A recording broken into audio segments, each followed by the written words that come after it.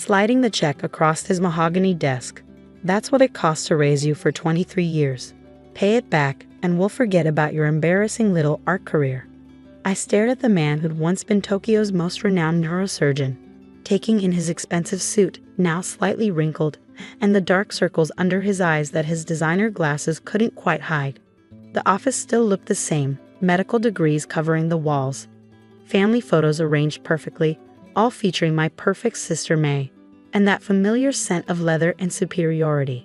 Interesting timing, Father, I said, keeping my voice steady as I pulled out my tablet. Would you like to see what I'm working on now? He waved his hand dismissively. Your little drawings don't interest me, Yuki. What interests me is... I turned the tablet around, showing him the homepage of his own medical center, or rather, what was left of it. His face paled as he read the headline. Prestigious Nakamura Medical Center faces multiple malpractice suits. How did you know about the lawsuits, or about May's gambling debts that you've been covering up? I smiled, channeling the same cold expression he'd worn 5 years ago when he'd thrown me out for choosing art school over medical school. It's amazing what people will tell an artist when they're commissioning work, especially when that artist designs games for the very gambling apps your precious daughter is addicted to. My name is Yuki Nakamura, and 5 years ago, my family disowned me for daring to dream of becoming an artist instead of following the family tradition of medicine.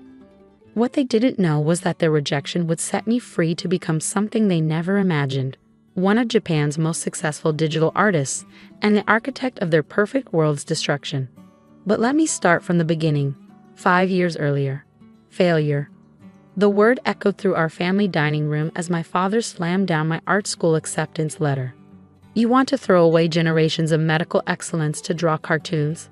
I sat perfectly still, 23 years of conditioning keeping my spine straight despite the trembling in my hands. Around a traditional chabude table, my mother kept her eyes down, arranging her chopsticks with precise movements.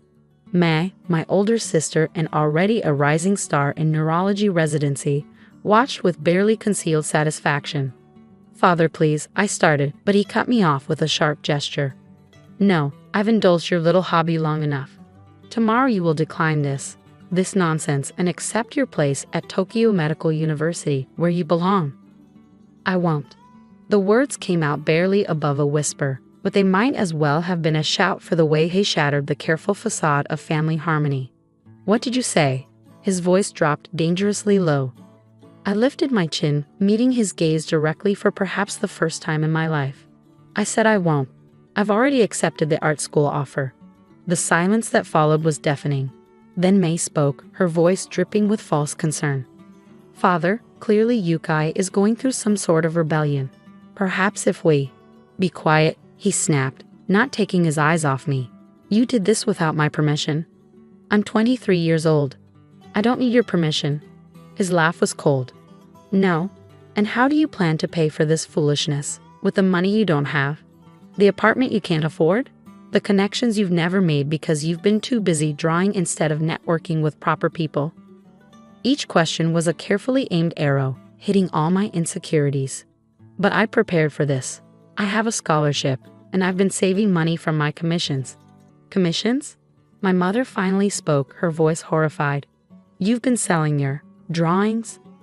Yes, I said, pulling out my phone to show them my online portfolio.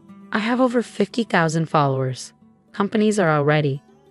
My father's hand slammed down on the table again, making the dishes rattle. Enough. This ends now. You will accept the medical school placement or you will leave this house with nothing. No support, no connections, no family name to open doors for you. Choose. I looked around the table, at my father's rigid anger, my mother's averted gaze, May's smug smile. This moment had been coming for years, ever since I first realized that the careful lines I drew brought me more joy than any medical textbook ever could. I choose art. The words hung in the air like smoke after a fire, changing everything they touched. Then you are no longer my daughter. He stood, straightening his suit jacket with precise movements. You have 1 hour to pack your things and leave. After that, you are a stranger to this family. May's satisfaction bloomed into full triumph. Father, shall I help her pack? We wouldn't want her to take anything she hasn't earned. I didn't wait for his response. I walked to my room, soon to be my former room, with steady steps, despite the earthquake happening inside me. I prepared for this too. My important documents were already safely stored in a cloud account they couldn't access. My savings were in a separate bank account, and my digital portfolio, the real key to my future, couldn't be taken away. As I packed my clothes and essential supplies, Mai appeared in the doorway. "I always knew you'd fail us eventually," she said, leaning against the frame with casual cruelty. "But choosing to become a street artist, that's low even for you." I continued packing, not giving her the satisfaction of a response. "Your father will make sure no respectable gallery in Tokyo will touch you, right?" His influence is exactly why I'm choosing digital art and games, May, I finally said, zipping up my backpack. "The internet doesn't care about family names." She laughed. "Oh, you think you're so clever. But you'll come crawling back within a month. And when you do, remember this moment. Remember that you chose this." I shouldered my bag and turned to face her one last time. "No, May. You all chose this. I'm just finally choosing myself." My Aunt Kiko was waiting in her car around the corner, just as we'd planned. Unlike the rest of the family, she'd always supported my art, secretly buying me supplies and encouraging my dreams. As a successful business owner herself, she understood the value of following one's own path. "Are you sure about this?" she asked as we drove away from the house I'd grown up in. "Your father's influence in Tokyo is considerable." "I'm sure," I said, watching my childhood home disappear in a side mirror. "Besides, I have a plan." And I did. While my family thought I'd been wasting time diddling, I've been building a network of contacts in the digital art world. My online portfolio wasn't just popular, it was profitable. Companies were already commissioning work, and I had a standing offer from a game development studio. What my family didn't know, what they'd never bothered to learn, was that the cartoons they dismissed were opening doors they couldn't control. The first year was hard, just as they predicted. I lived in a tiny apartment, took every commission I could get, and worked until my hands cramped around my stylus. But unlike the medical path they'd chosen for me, every hour of work felt like freedom. My breakthrough came faster than anyone expected. A mobile game company hired me to design characters for their new gacha game, Eternal Legends. The game went viral and my character designs became internet sensations. Fan art flooded social media, merchandise sold out instantly, and my name, my real name, not my family's, began appearing in industry publications. But success, I discovered, was the best revenge. 2 years after being disowned, I was earning more than a starting doctor's salary. 3 years in, my art was featured in a digital exhibition that toured international galleries, including several my father had connections with. 4 years in, I bought my own house, a modern apartment in a better neighborhood than my parents' traditional home. I kept tabs on my family through Aunt Kiko, who delighted in passing along news of their slowly unraveling perfect world. May, it turned out, was struggling in her residency, the pressure of being the family's last hope proving too much. She developed a gambling habit, losing thousands on mobile games, including, ironically, the very games I designed characters for. My father's medical center, once the crown jewel of Tokyo's private healthcare system, was facing multiple malpractice suits. His perfectionism, once considered a mark of excellence, had devolved into arrogance that patients no longer tolerated. And now, 5 years later, here he was trying to reassert control the only way he knew how, with money and shame. I set my tablet down on his desk, next to the check he'd written. "Let me be clear, Father. I don't owe you anything. The cost of raising a child isn't a debt to be repaid. It's a responsibility you chose to take on. But since you're so interested in numbers," I pulled up my portfolio's financial overview. "This is what I earned last year.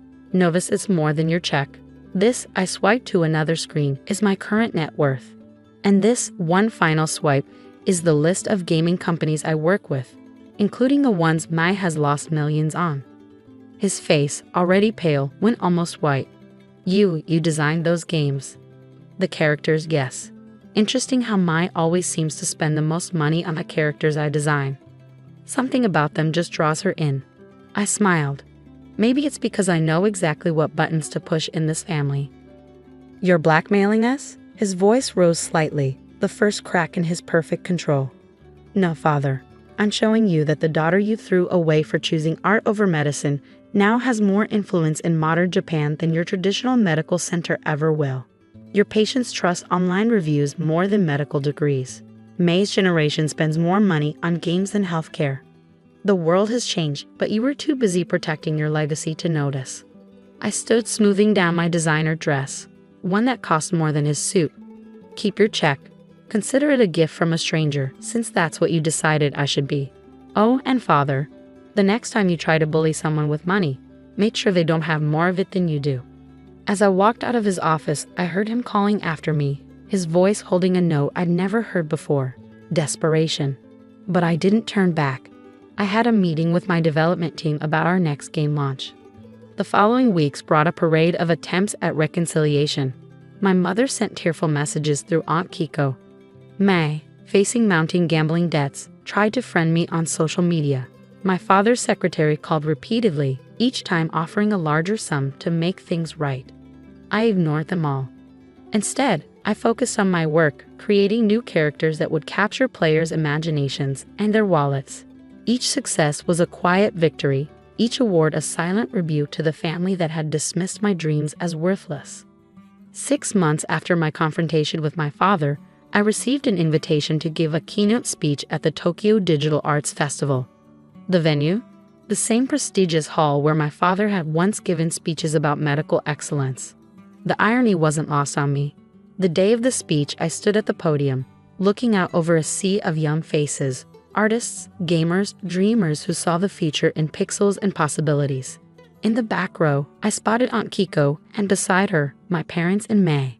They hadn't been invited, but then they'd never needed an invitation to witness my life. Success, I began, isn't about following predetermined paths. It's about having the courage to create your own. 5 years ago, I was told that choosing art over medicine was a failure. Today, I design characters that bring joy to millions, create worlds that inspire creativity, and yes, earn more than many doctors. The audience laughed. In the back row, my father's face remained stoic, but I saw him flinch. But the real success isn't in the money or the recognition. It's in the freedom to be authentically yourself, to create without boundaries, to define your own worth. After the speech, they approached me.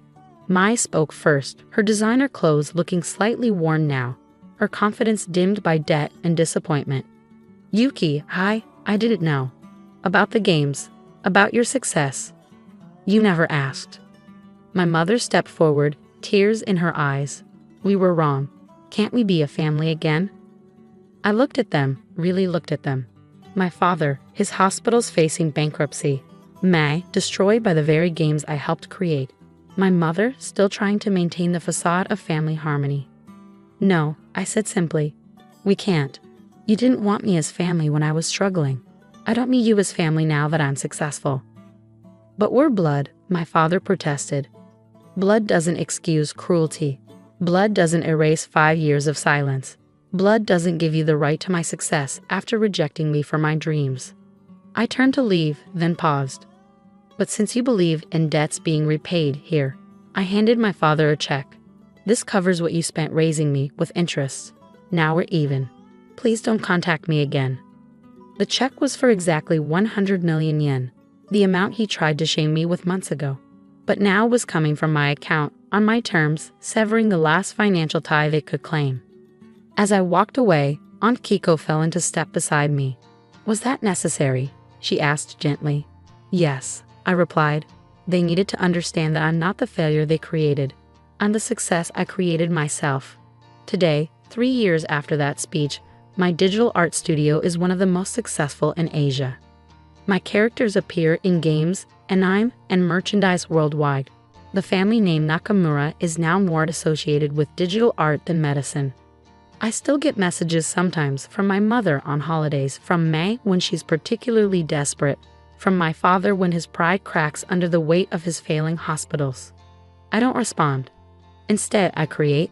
I draw worlds where dreams matter more than traditions, where courage is rewarded, where authenticity triumphs over expectations. And sometimes, when I'm designing a particularly challenging character, I think about the family that thought art was beneath them. They taught me the most valuable lesson of all. True art isn't just about creating beauty. It's about having the courage to show the world who you really are, even when the people who should love you the most try to make you into someone else. My latest game features a character who breaks free from a restrictive family to follow her dreams. Players love her determination, her strength, her refusal to be bounded by others' expectations. They don't know she's based on a true story. But I do, and every time someone praises her design, every time Mai loses more money trying to advance in the game, every time my father sees my name in the business news instead of his, I smile. Because sometimes the best revenge isn't about destroying your enemies. It's about becoming so successful that their attempts to destroy you become nothing more than a footnote in your story of triumph.